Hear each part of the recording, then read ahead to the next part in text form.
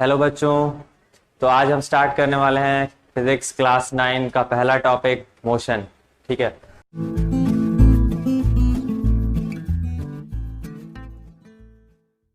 तो मोशन क्या होता है?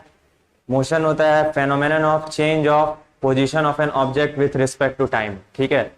मोशन का मतलब ही होता है, एक सेंस बनता है कि मूवमेंट होता है कुछ। ठीक है। तो बॉडी जब अपने ओरिजिनल पोजीशन से मूव कर जाता है, डिस्प्लेस हो जाता है, ठीक है, तो उसे बोलते हैं क्या कि बॉडी को, कि मोशन में है वो बॉडी। ओके। अच्छा, मोशन जो होता है वो एक रिलेटिव टर्म है। ठीक है। रिलेटिव टर्म का मतलब क्या हो गया कि रेफरेंस पॉइंट के रिस्पेक्ट में बॉडी मूव करता है। ठीक है। जैसे बॉडी एक पोजीशन पे था, अगर वो दूसरे पोजीशन पे चला गया तो हम क्या समझते हैं, हम क्या इंटरप्रेट करते हैं कि बॉडी ने मोशन किया है। ठीक है। अब आते हैं क्वांटिटीज पे, बात कर लेते हैं फिजिकल क्वांटिटीज पे। ठीक है। फिजिकल क्वांटिटीज क्या होती है स्टूडेंट्स? फिजिकल क्वांटिटी वो क्वांटिटीज है जिनको हम मेजर कर सकते हैं, जैसे लेंथ हो गया, टाइम हो गया, मास हो गया, एनर्जी हो गई, फोर्स हो गई, ये सब क्या है? Physical quantities. ओके। अब दो तरह के फिजिकल क्वांटिटीज होते हैं, एक होता है स्केलर और एक होता है वेक्टर। ठीक है। स्केलर फिजिकल क्वांटिटीज क्या होती हैं? स्केलर क्वांटिटीज वो होती हैं जिनमें सिर्फ मैग्नीट्यूड होता है, डायरेक्शन नहीं। और वेक्टर क्वांटिटीज क्या होती है? जिनके पास दोनों होता है, मैग्नीट्यूड भी और डायरेक्शन भी। ओके। अच्छा, एग्जाम्पल क्या हो गया स्केलर क्वांटिटी का? Distance, speed, energy, mass and time. ठीक है। वेक्टर क्वांटिटीज का क्या हो जाता है? वेक्टर क्वांटिटी का एग्जांपल हो जाएगा displacement, velocity, acceleration and force. ठीक है। अच्छा, इनको डिनोट करने का एक स्पेशल स्टाइल है, एक फॉर्मेट है। ठीक है। जैसे मान लीजिए कोई लाइन सेगमेंट है। ठीक है। वेक्टर क्वांटिटी होता है डिनोट हमेशा एरो से, ये एरो से। ये एरो का जो लेंथ होता है वो होता है magnitude of the quantity. Arrow का जो लेंथ होता है वो होता है मैग्नीट्यूड ऑफ द क्वांटिटी, और ये एरो डायरेक्शन देता है कि किस डायरेक्शन में वो मैग्नीट्यूड लग रहा है। ठीक है।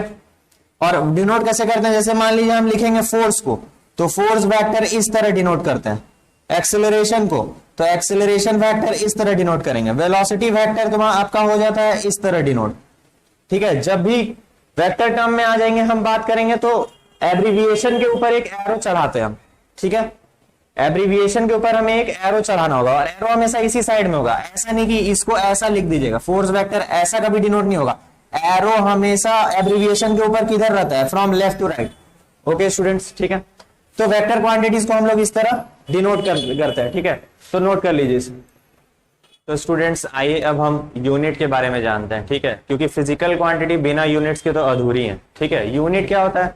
यूनिट एक स्टैंडर्ड रेफरेंस होता है जिससे हम फिजिकल क्वांटिटी को मेजर करते हैं। ठीक है। अब जैसे लेंथ को मेजर करने के लिए कुछ तो अमाउंट होना चाहिए ना, कुछ तो वर्ड होना चाहिए ना। ठीक है। तो लेंथ को अमूमन सेंटीमीटर, मीटर्स में, मिलीमीटर्स में, किलोमीटर्स में हम लोग नापते हैं। ठीक है। उसी तरह आ जाता है मास, किलोग्राम में या ग्राम में नापते हैं। तो ये सब क्या है? यूनिट्स है। टाइम का होता है सेकंड हो जाता है। ठीक है। अच्छा, अब बहुत सारे कंट्रीज में, अलग अलग कंट्रीज में ना अलग अलग यूनिट्स फॉलो होते थे। ठीक है। कहीं एमकेएस होता है फॉलो, कहीं सीजीएस होता है, कहीं एफपीएस होता है। ठीक है। तो एमकेएस का मतलब metre, kilogram, second, length metre में, मास किलोग्राम में और टाइम सेकंड में। सीजीएस का मतलब सेंटीमीटर, ग्राम और सेकंड। ठीक है। एफपीएस का मतलब फुट, पाउंड, सेकंड। ठीक है। फुट्स हो गया हाइट, लेंथ, उसके बाद पाउंड हो गया वेट, और आपका सेकंड हो गया टाइम का यूनिट। ठीक है। तो इन सब प्रॉब्लम्स को दूर करने के लिए ना एक स्पेसिफिक स्टैंडर्ड बनाया गया। पूरे वर्ल्ड में एक कॉमन स्टैंडर्ड रहेगा, क्योंकि बहुत सारा डाटा जो भी आता था ऑब्जर्वेशन का ना, हर जगह बहुत जगहों से, तो उनका यूनिट्स अलग अलग होता था। उनको कन्वर्ट करना बहुत ज्यादा कॉम्प्लिकेटेड हो जाता था। इसके लिए क्या हुआ कि फ्रेंच एक टर्म है, सिस्टम है इंटरनेशनल यूनिट्स। ठीक है। इसी को बेस बनाया गया एसआई यूनिट टर्म एक इजाद करने के लिए, गठित करने के लिए। एसआई यूनिट में आता है लेंथ का होता है जनरल मीटर, मास का होता है किलोग्राम, टाइम का होता है सेकंड, और भी होते हैं। ठीक है। तो इस तरह करके एसआई यूनिट एक बेसिक दिया गया जो पूरे वर्ल्ड में कॉमनली फॉलो किया जाता है। ठीक है। इस कॉम्प्लिकेशन को दूर करने के लिए। ओके। तो स्टूडेंट्स आइए टाइप्स ऑफ यूनिट्स के बारे में जानते हैं। दो टाइप के यूनिट होते हैं, डेराइव्ड और बेसिक। ठीक है। पहले बेसिक की बात करेंगे। बेसिक यूनिट्स या बेस यूनिट में बोलते हैं। ठीक है। टोटल 7 होते हैं नंबर में। ठीक है। कौन कौन सा होता है? लेंथ मीटर, इसका यूनिट हो जाता है एसआई यूनिट। मास का किलोग्राम, केजी, ये सब एब्रीविएशन है इनका। टाइम का सेकंड, एस हो जाएगा। टेम्परेचर का केल्विन होता है यूनिट, एसआई यूनिट। करंट का एम्पियर होता है SI unit. Amount of substance का मोल होता है। ठीक है। और ल्यूमिनस इंटेंसिटी का होता है कैंडेला। ठीक है, ये जनरली देखना नहीं है आपको, इन 6 के बारे में लेकिन आपको जानकारी रहनी चाहिए। मोल के बारे में आपने केमिस्ट्री में पढ़ लिया है। ठीक है, क्या है, एक नंबर है, क्वांटिटी है। ठीक है, एवोगाड्रोस नंबर जैसे है 1 मोल में कितना होता है 6.022 इंटू 10⁻23 नंबर ऑफ थिंग्स होते हैं। ठीक है, वो एक नंबर है। जैसे एक दर्जन में कितनी क्वांटिटी होती है 12, उसी तरह एक मोल में कितना होता है 6.022 इंटू 10⁻23, बस यही चीज है। ओके, तो ये हो गया बेस यूनिट्स। अब बेस यूनिट्स का काम क्या है, अब बेस यूनिट्स का काम क्या है स्टूडेंट्स, तो बेस यूनिट ही हमारा डिराइव्ड यूनिट्स को फॉर्म करते हैं। ठीक है, डिराइव्ड यूनिट्स कहां से आते हैं, तो बेस यूनिट से ही बनते हैं, इनके मिश्रण से ही बनते हैं। ठीक है, जैसे फोर्स हो गया, फोर्स का फॉर्मूला क्या होता है, फोर्स का फॉर्मूला होता है मास इंटू एक्सेलरेशन। तो मास का आ जाएगा किलोग्राम, और एक्सेलरेशन भी निकाला जाता है बेस यूनिट से। एक्सेलरेशन का यूनिट क्या होता है मीटर पर सेकंड स्क्वायर। ठीक है, तो उसी तरह बेस यूनिट से ही निकलेंगे ये सब। वेलोसिटी भी क्या होता है मीटर पर सेकंड। ठीक है, length upon time, distance upon time. उसी तरह एक्सेलरेशन आ जाता है। ठीक है, क्या हो जाता है डिस्टेंस अपॉन टाइम का स्क्वायर, इसका यूनिट हो जाता है। ठीक है, तो ये डिराइव्ड यूनिट्स हैं, इनके पास जो भी यूनिट्स है क्या है वो डिराइव्ड है फ्रॉम वेयर, बेसिक यूनिट से या बेस यूनिट से। ठीक है, तो नोट कर लीजिए। तो स्टूडेंट्स अब हम बात करते हैं डिस्टेंस और डिस्प्लेसमेंट के बारे में। डिस्प्लेसमेंट क्या है, डिस्टेंस क्या है। ठीक है, तो डिस्टेंस क्या होता है, total path covered by a body from an initial point to final point. ठीक है, तो डिस्टेंस का मतलब क्या होता है students, total path covered by a body from its initial position to final position. ठीक है, आइए इसका मतलब समझ लेते हैं। जैसे ए और बी दो पॉइंट्स हैं, डिस्टेंस हो जाता है ये पाथ, टोटल पाथ जो कोई पर्सन लेता है। ठीक है, from initial to final position तक पहुंचने के लिए। अच्छा, डिस्प्लेसमेंट क्या होता है, वो शॉर्टेस्ट पाथ होता है, shortest path covered by a body from its initial position to final position. इसका मतलब क्या हो गया, जैसे ये सेम केस है ए और बी।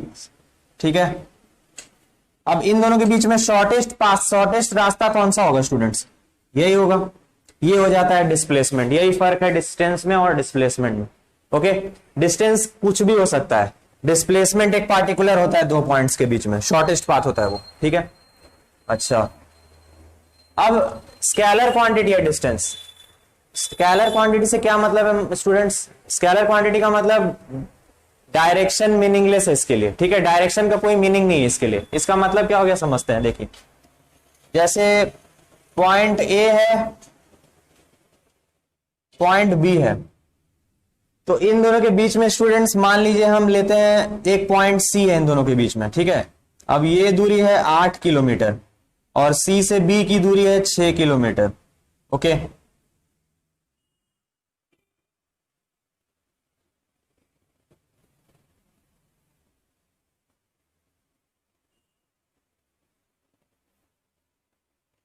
ठीक है स्टूडेंट्स, ये हो गया। यहां पे डिस्टेंस क्या हो गया, डिस्टेंस यहां हो गया 14 किलोमीटर। ठीक है, अच्छा डिस्प्लेसमेंट क्या हो गया, वो भी 14 किलोमीटर ही है स्टूडेंट्स। स्ट्रेट पाथ, डिस्प्लेसमेंट का मतलब ही होता है एक straight path between initial and final position, और यहाँ पे डिस्टेंस भी एक स्ट्रेट पाथ में ही है। ठीक है, स्ट्रेट पाथ के अलॉन्ग ही है, तो 14 किलोमीटर दोनों हो गया यहाँ सेम। ठीक है, अब आते हैं कुछ इस तरह का केस लेते हैं। ए से सी ये 8 किलोमीटर है, और फिर सी से बी पॉइंट यहां पे ये 6 किलोमीटर।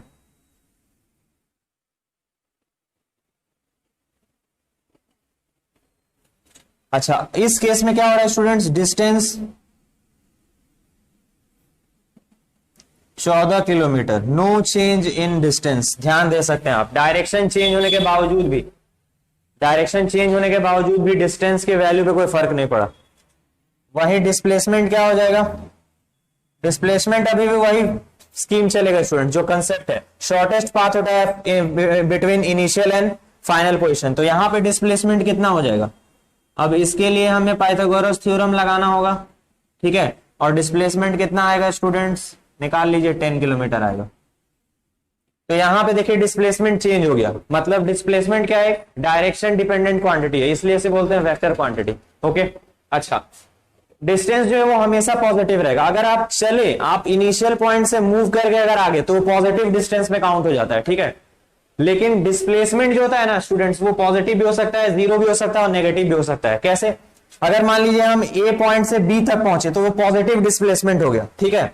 अच्छा, अब मान लीजिए कोई बॉडी है जैसे सर्कुलर मोशन कर रहा है, मोशन किया, वापस इसी पॉइंट पे आ गया जहां से स्टार्ट हुआ था, एक्स पॉइंट से स्टार्ट हुआ था और एक्स पॉइंट में ही वापस आ गया अगर कोई ऑब्जेक्ट, तो टोटल डिस्टेंस क्या कवर किया? टोटल डिस्टेंस कवर किया circumference of the circle 2πr। लेकिन डिस्प्लेसमेंट क्या हो जाएगा उस ऑब्जेक्ट का? डिस्प्लेसमेंट तो कुछ हुआ ही नहीं, क्योंकि इनिशियल पोजीशन और फाइनल पोजीशन दोनों यही है। डिस्प्लेसमेंट क्या है यहाँ पे? जीरो है, तो ये जीरो डिस्प्लेसमेंट का केस है, ठीक है स्टूडेंट्स। अच्छा, नेगेटिव डिस्प्लेसमेंट क्या होता है? मान लीजिए यही बॉडी है, ए से बी तक हम जाते हैं, ठीक है, ए से बी तक हम गए, ए से बी तक हम गए और फिर बी से वापस आए और ए को क्रॉस करके हम सी तक चले गए, ठीक है। तो देखिए ये था पॉजिटिव डायरेक्शन में मूवमेंट और ये किधर हो गया? Negative direction movement. तो ये जो वैल्यू है ये नेगेटिव हो गया, क्योंकि डायरेक्शन डिपेंडेंट होती है डिस्प्लेसमेंट, ठीक है। तो नेगेटिव वैल्यू हो जाएगा एसी का। क्या हुआ? ए से हम चले बी तक गए, फिर बी से वापस आए ए तक और ए को क्रॉस करके उसके पीछे चले गए, तो ये जो एसी डिस्प्लेसमेंट है ना ये नेगेटिव होगा, ठीक है। एसी जो होगा वो क्या होगा? एक नेगेटिव होगा, नेगेटिव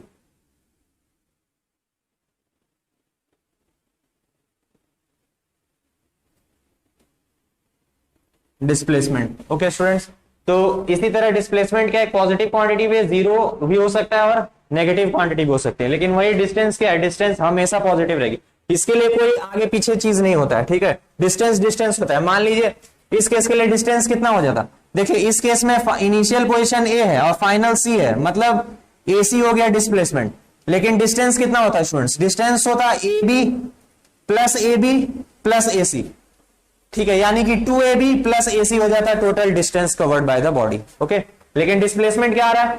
इनिशियल पोजीशन और फाइनल पोजीशन का डिफरेंस, ठीक है, फाइनल माइनस इनिशियल, AC जो हो जाता है वो क्या हो जाता है? हमारा डिस्प्लेसमेंट हो जाता है। और यहाँ पे डिस्प्लेसमेंट क्या है स्टूडेंट्स? नेगेटिव है, नेगेटिव डायरेक्शन में, क्योंकि हम लोग आगे बढ़ गए, ठीक है, नोट कर लीजिए इसे। तो स्टूडेंट्स आइए अब हम स्पीड और वेलोसिटी के बारे में देखते हैं, क्या फर्क है दोनों में। स्पीड क्या होता है? स्पीड होता है distance covered in a particular time, ठीक है, distance per unit time speed होता है, ठीक है। वेलोसिटी क्या होता है? वेलोसिटी स्पीड को कंटेन करता है, लेकिन speed of an object in a definite direction, ये पूरा डेफिनेशन है वेलोसिटी का, ठीक है, डायरेक्शन के साथ होता है वेलोसिटी। इसीलिए स्पीड क्या हो गया? स्केलर क्वांटिटी हो गया और वेलोसिटी क्या होगा? वेक्टर क्वांटिटी हो गया। स्पीड जो है वो हमेशा पॉजिटिव रहेगा, लेकिन जो वेलोसिटी है वो नेगेटिव भी हो सकता है, पॉजिटिव भी हो सकता है और जीरो भी हो सकता है। ओके, अच्छा, बहुत बड़ा चीज आ जाता है एवरेज स्पीड और एवरेज वेलोसिटी, जिसे लोग हल्के में ले लेते हैं, समझ नहीं पाते हैं और बहुत मिस्टेक्स करते हैं इसमें। देखिए एवरेज स्पीड में क्या और एवरेज वेलोसिटी में क्या फर्क होता है स्टूडेंट, समझ लीजिए। जैसे मान लीजिए ए से बी तक आपको जाना है,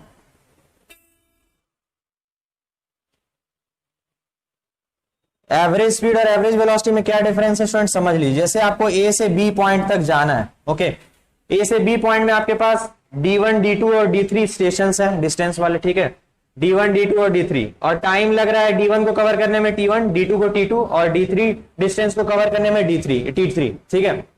तो एवरेज स्पीड कितना हो गया? Total distance upon total time, ठीक है, total distance D1 plus D2 plus D3 divide by total time T1 plus T2 plus T3, ये हो गया क्या? Average speed. अच्छा, पहले पार्ट को कवर करने में V1 वेलोसिटी लगा, दूसरे पार्ट को V2 वेलोसिटी में से कवर किया जा रहा है और तीसरे पार्ट को V3 वेलोसिटी से। तो अब एवरेज वेलोसिटी क्या हो जाता है? Sum of all velocities divide by number of velocities. तो कितनी वेलोसिटीज यहाँ टोटल है? 3 ही है, V1 plus V2 plus V3 upon कितनी वेलोसिटी? 3 डिवाइड बाय 3, तो ये हो गया एवरेज वेलोसिटी। सबसे बड़ा फर्क है एवरेज स्पीड और एवरेज वेलोसिटी में, इसे नोट कर लीजिएगा स्टूडेंट्स। आइए अब हम एसआई यूनिट्स देख ले, स्पीड और वेलोसिटी क्या होती है। तो स्पीड और वेलोसिटी का फॉर्मूला क्या था? डिस्टेंस अपॉन टाइम, ठीक है। तो यूनिट क्या हो जाएगा? डिस्टेंस का होता है मीटर और टाइम के लिए होता है सेकंड, तो मीटर पर सेकंड हो जाता है एसआई यूनिट। ओके, अच्छा, अब आते हैं एक्सेलरेशन के डेफिनेशन पे। एक्सेलरेशन क्या होता है? एक्सेलरेशन होता है change in velocity per unit time, ठीक है। चेंज इन वेलोसिटी का मतलब final minus initial velocity divide by time, okay, v minus you by T, ठीक है। एक्सेलरेशन को डिनोट किया जाता है स्मॉल a से। अब इसका यूनिट क्या हो जाएगा? वेलोसिटी का यूनिट क्या था स्टूडेंट्स? मीटर पर सेकंड, और टाइम का फिर से सेकंड, तो एसआई यूनिट एक्सेलरेशन का क्या हो जाता है? मीटर पर सेकंड स्क्वायर। ओके, ये वेक्टर क्वांटिटी है, ठीक है, इसके पास भी डायरेक्शन होगा और ये भी नेगेटिव, पॉजिटिव और जीरो हो सकता है, ठीक है। एक्सेलरेशन घटता है बढ़ता है, ठीक है। जब भी हम बाइक की स्पीड को बढ़ाते हैं तो क्या होता है, वो पॉजिटिव एक्सेलरेशन होता है। और जब हम ब्रेक्स लेने स्टार्ट करते हैं, ब्रेक्स लेने अप्लाई करते हैं, ठीक है, तो ब्रेक्स क्या, ब्रेक लिया तो क्या जीरो तुरंत हो जाता है, ऐसा नहीं ना, धीरे धीरे स्पीड घटता है, तो वो होता है, उस प्रोसेस को बोलते हैं रिटार्डेशन। नेगेटिव एक्सेलरेशन का टर्म क्या होता है, रिटार्डेशन, ओके। अच्छा, उसके बाद है यूनिफॉर्म मोशन का डेफिनेशन पे। यूनिफॉर्म मोशन क्या होता है स्टूडेंट्स, यूनिफॉर्म मोशन में जो बॉडी होता है ना, वो इक्वल डिस्टेंस कवर करता है इक्वल इंटरवल ऑफ टाइम में। जैसे मान लीजिए पहला 2 सेकंड में वो ट्रेवल किया 2 मीटर, फिर अगला 2 सेकंड में ट्रेवल करेगा 2 मीटर, उसके अगले 2 सेकंड में ट्रेवल करेगा 2 मीटर। तो time interval, proper time interval, equal time intervals में वो इक्वल डिस्टेंसेस ही कवर करेगा। नॉन यूनिफॉर्म मोशन क्या हो जाता है स्टूडेंट्स की, जिसमें अनइक्वल डिस्टेंसेस कवर करेगा बॉडी इक्वल टाइम में। पहला 2 सेकंड में वो करेगा 2 मीटर, अगला 2 सेकंड में वो हो सकता है करे 6 मीटर, उसके बाद वाले 2 सेकंड में हो सकता है फिर से करे 3 मीटर। डिस्टेंस का कोई मतलब माँ बाप नहीं है, इक्वल इंटरवल ऑफ टाइम में डिस्टेंस अलग अलग आ रहा है हमारा। तो किस टाइप का मोशन है, नॉन यूनिफॉर्म मोशन होता है। और नॉन यूनिफॉर्म मोशन में ही हमारा क्या होता है, एक्सेलरेशन होता है। एक्सेलरेशन हमको कहां से मिलता है, नॉन यूनिफॉर्म मोशन में ही मिलता है। ओके स्टूडेंट्स, इस बात को ध्यान में रखिएगा, नोट कर लीजिए। तो स्टूडेंट्स, हमने यूनिफॉर्म मोशन और नॉन यूनिफॉर्म मोशन के बारे में भी बात किया, ठीक है। यूनिफॉर्म मोशन क्या, जिसमें स्पीड कांस्टेंट रहेगा और एक्सेलरेशन जीरो रहता है, ओके। स्पीड कांस्टेंट रहता है और एक्सेलरेशन जीरो रहता है यूनिफॉर्म मोशन में। और नॉन यूनिफॉर्म मोशन में क्या होता है, स्पीड वेरिएबल रहेगा और एक्सेलरेशन एग्जिस्ट करेगा, ओके, नॉन जीरो रहता है उसमें, ठीक है। तो हमारा uniform non uniform motion topic इसी के साथ खत्म होता है। आज के लिए इतना ही रहने देते हैं, ठीक है। मैं आपसे अगले लेक्चर में फिर मिलूंगा। हम बाकी बचे हुए डेरिवेशंस को, जो भी काइनेमेटिकल इक्वेशंस है, उनके मैथमेटिकल डेरिवेशंस और ग्राफिकल डेरिवेशंस दोनों को देखने वाले हैं। उन पे बेस्ड न्यूमेरिकल्स अच्छे अच्छे करने वाले हैं, ठीक है। जिन्होंने सब्सक्राइब नहीं किया वो प्लीज मेरे चैनल को जल्दी सब्सक्राइब करें, लाइक एंड शेयर जरूर करें अपने फ्रेंड्स के बीच, ठीक है। मैं मिलता हूं आपसे अगले लेक्चर में, तब तक के लिए टेक केयर, गुड लक।